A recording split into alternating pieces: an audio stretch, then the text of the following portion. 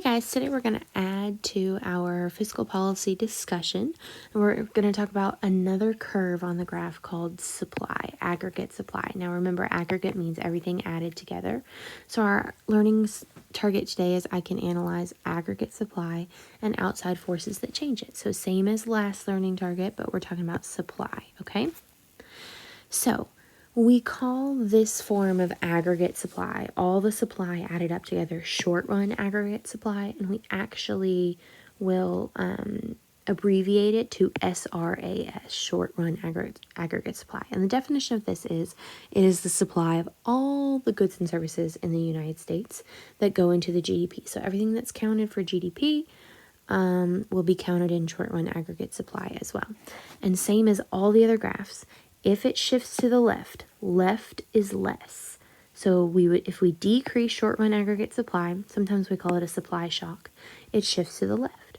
If we increase aggregate supply or short run aggregate supply, then it shifts to the right. And it all depends on outside forces, things that are happening outside of the actual supply of the good itself. So input costs and things like that will shift it to the left is less, or to the right, increase it. And it's made up of everything that's required to supply a good or service, all the workers' wages, all the stuff that goes into it, the shelves at the store, the things that we buy to supply things, okay? So here's a visual representation on the graph. Remember, we're adding to the graph that we've already done. So we've got AD right here, and the same X and Y axis as last time. Price level, which another word for that is inflation, and real GDP, which another word for that is output. And remember, it's output with inflation taken out. That's where the real comes in, okay? So again, if SRAS shifts to the left, that means it's a decrease. If it shifts to the right, that means it's an increase. And that will also change things on the AD curve if we shift these left or right. So there are a few things, those outside forces, that shift short-run aggregate supply. And they're similar to the things that we've already learned about, the changes in supply that we learned about in Unit 2, but not exactly the same. So what is the same as the things that would shift a regular supply curve and now shift a short-run aggregate supply curve is input costs. If it is more expensive to make a good, then we supply less of it. We shift to the left. If it becomes less expensive to create a good, we shift to the right, okay? And the biggest example of this is oil, okay? So when we're talking about aggregate supply, we're talking about all the supply of everything in the United States. And one of the biggest input costs for almost every business is oil, gasoline, things like that, okay? So if you see a problem that talks about oil, it's probably going to be an input cost problem because all of our factories run on oil. That's how we power our factories and our cars and things like that, okay? Another thing that's very similar between last unit and this unit, what shifts the supply curve, is technology or productivity, change in technology or change in productivity. If we have machines that do things faster, that means we're going to produce more and shift to the right. If for some reason our productivity or our machines break down, then we will shift to the left. That doesn't happen very often. Another thing that's very similar to last unit, human capital. If we educate our people more, if more of the American population is educated, our supply is going to shift to the right because we're going to have more people that are able to create more ideas that make factories produce more things. And then government policy. The government can change the SRAS curve based on what they do. So if governments put more regulations on businesses, they increase business taxes, well then businesses are paying more taxes, so they're going to make less stuff, okay? If the government decreases business taxes or lessens up restrictions on businesses like environmental regulations, then we would shift to the right because we're able to supply more, okay? And then finally, number of working age adults. Ooh, I did want to add something, oil or wages. Sorry. Number of working age adults is the different one, okay? So when we talked about regular supply curve, it was number of producers. Well, since we're talking about the entire United States, we're not going to be nitpicky on the number of producers. It's probably always increasing. So instead, we're going to look at the number of working age adults. How many humans are available to work? If there's more humans available to work, then we will have more supply. Shift SRAS to the right. If there's, I don't know, a bunch of them die, then we would shift to the left. Left is less. So our ability to supply more would decrease. It would shift to the left. Okay, so these are the reasons for change in SRAS. And remember, sometimes we abbreviate change, the word change with a delta symbol, a triangle. So change in blah. We would say SRAS shift to the right. It increased because of change in, and then fill in the blank, one of those reasons. Okay, so let's practice, or let's take a look at an example. So when SRAS shifts, other things change with it. And this is going to look a lot like the graphs that we did last unit. Remember when we did last unit, we had supply and demand graph. Kind of the same thing here. We've got SRAS and aggregate demand.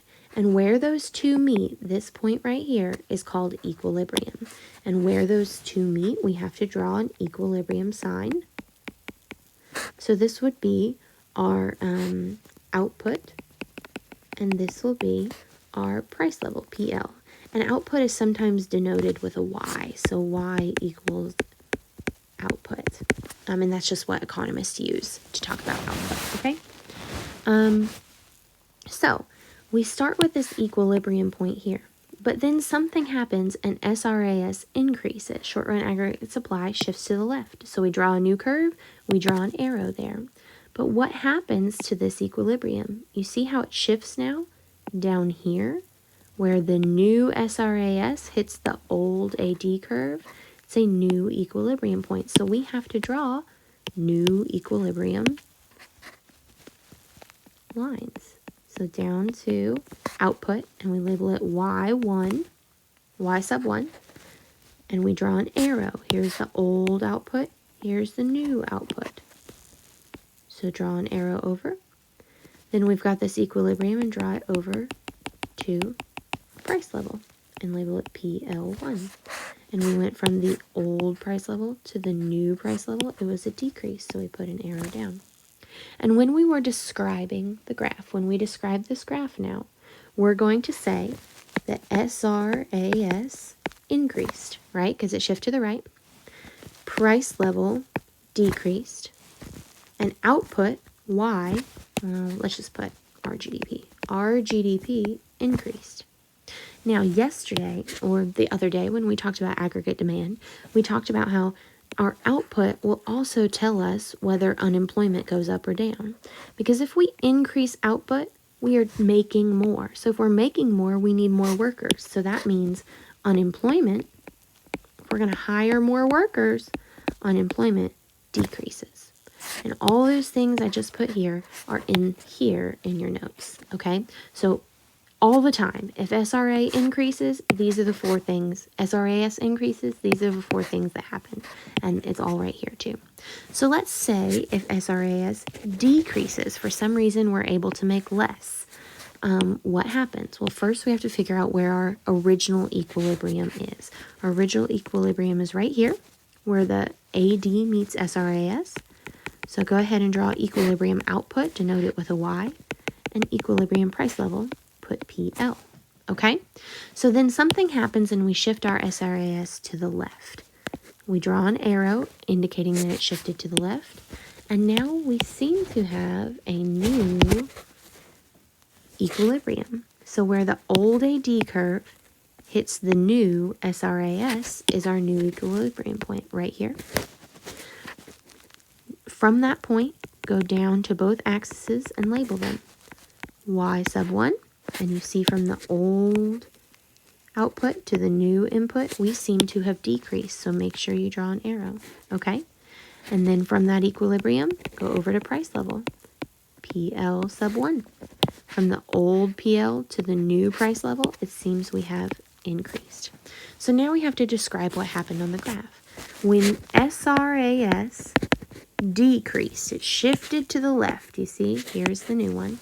What happened to all the other things? Well, it seems like price level increased.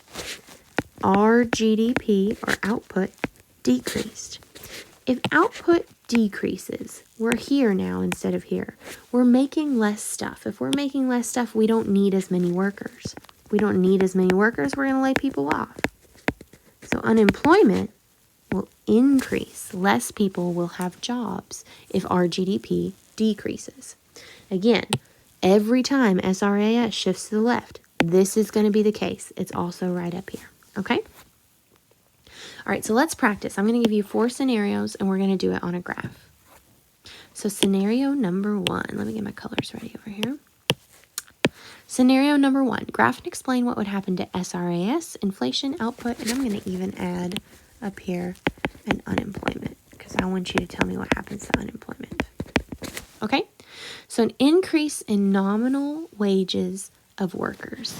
Well, the first thing I can do here on my graph is go ahead and draw my equilibrium points. So here's my Y. Nope, just Y. And here's my original price level. Okay?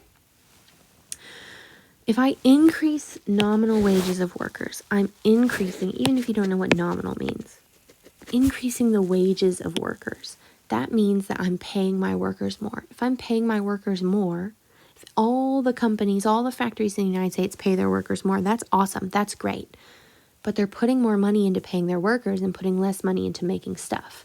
So our supply actually decreases. So draw SRAS shifting to the left. Label it SRAS1 and put an arrow indicating which way it shifted. Okay? Now we've got a new equilibrium. Our old AD, our new SRAS. So find that equilibrium point and draw lines to both axes.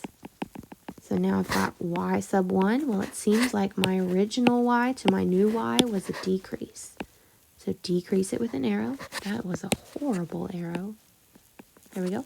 Okay. And now back to that equilibrium and over to price level. I get price level number 1. My old price level to my new price level looks like an increase. So now I have to describe or explain what happened on the graph when this happened. So the first thing we did, when we increased nominal wages of workers, we decreased our short-run aggregate supply. Because we have to pay our workers more so we can make less junk. Okay? Now, when that happened, our price level, inflation increased. Our real GDP decreased. If real GDP is decreasing, what happens to unemployment?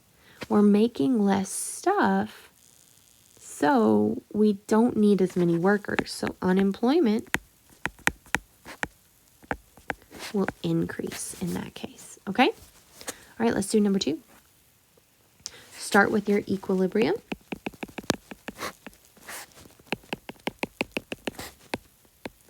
Okay? Increase in capital goods. Okay, so we have more goods that help us further our business, more robots, more technology, things like that, okay? So this would increase SRAS. Why would it increase SRAS? Label it, label it SRAS1. Why would it increase SRAS? It's a change in productivity or technology. Okay? So that's the reason why. What happens when we increase SRAS? It shifts to the right. We have a new equilibrium now. It's right here. So draw down and draw over to each axis. We've got a new Y and a new price level. Where does our original Y and price level go? Price level decreases. Output increases. So when we increase SRAS, it seems as if our price level went down. Our GDP increased. If we are making more stuff, that means unemployment. We need more workers. So what happens to unemployment? It decreases. Okay? And I'm sorry, on this last one, I forgot to make you guys write the reason why. So increase in nominal wages of workers. Why does that impact SRAS? It's a change in input cost. I'm so sorry. Go back to that problem and add that. Okay? Number 3. Got to draw our equilibrium first.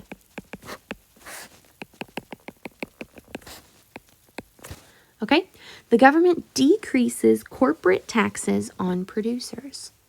So government decreases taxes on producers. So now they have more money. What are they going to do with that more money? Make more stuff.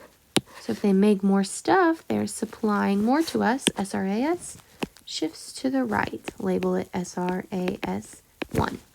Why, though? It is a change in government policy. Remember, that's one of our reasons for changes in SRAS, okay? So when we did that, we got a new equilibrium where the old AD meets the new SRAS. Label it price level 1 and Y1. And what happened? Our price level went down. Our output went up. So now we need to explain what happened on the graph. We increased short run aggregate supply. When that happened, we decreased our price level and increased our RGDP. If we are making more stuff, we have increased our RGDP, our real gross domestic product, then that means we have to hire more workers, which would be a decrease in unemployment. All right, last one. Here we go. First, I have to do my equilibrium.